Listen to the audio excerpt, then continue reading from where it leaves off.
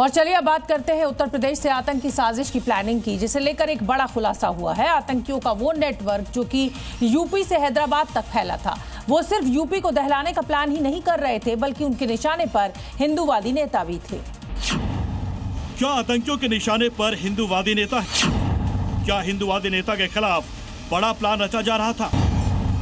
ये सवाल उठे यूपी से गिरफ्तार हुए आतंकियों से पूछताछ में, जो कि ऐसे खुलासे कर रहे हैं जो बेहद चौंकाने वाले।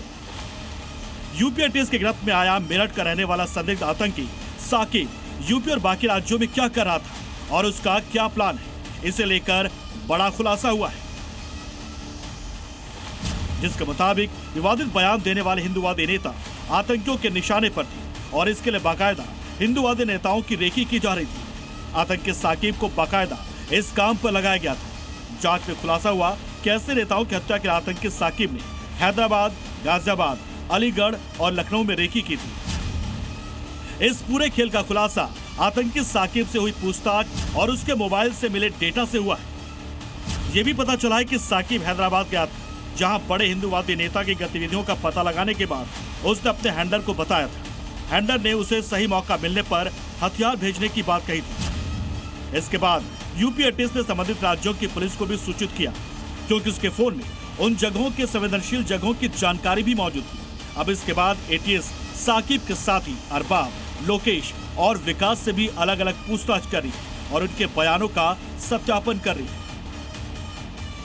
इसके अलावा आतंकी साकिब ने पूछताछ में यह भी बताया था कि कैसे इस देश विरोधी प्लानिंग के लिए उसने पूरी तैयारी की थी और अपना नेटवर्क फैलाने के लिए साकिब ने टेलीग्राम पर 1 दर्जन से ज्यादा ग्रुप बनाए थे। इस ग्रुप में साकिब ने कई राज्यों के लोगों को जोड़ा था, जहां भारत विरोधी भड़काऊ वीडियो और पोस्ट किए जाते थे।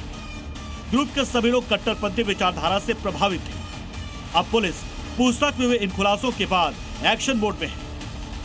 साकिब के मॉड्यूल का सरगना आकिब के खिलाफ लुकआउट नोटिस जारी किया गया। जांच में सामने आया कि आकिब काफी पहले दुबई चला गया था और वहीं पर उसने साकिब का संपर्क पाकिस्तान के हैंडलर से करवाया था। यूपी एटीएस ने आकिब के खिलाफ लुकआउट नोटिस जारी कर दिया है। आकिब दुबई में बैठकर शाकिब और उसके साथियों को पाक हैंडलर्स के निर्देश देता था। आकिब ही पूरे पैसों का लेन देन भी देखता था। आतंकी वारदात के लिए किस किस जगह पर रैकी करनी है, ये भी शाकिब को आकिब ही बताता था। ऐसे में फिलहाल यूपी एटीएस ने आकिब के खिलाफ लुकआउट नोटिस जारी कर दिया है। मेरठ के साकिब उर्फ डेविल को उत्तर प्रदेश एटीएस ने 3 अप्रैल 2026 को लखनऊ से गिरफ्तार किया था और खुलासा किया था कि ये चारों पाकिस्तानी हैंडलर्स के संपर्क में थे और लखनऊ समेत यूपी के कई शहरों में आतंकी हमले की साजिश रच रहे थे।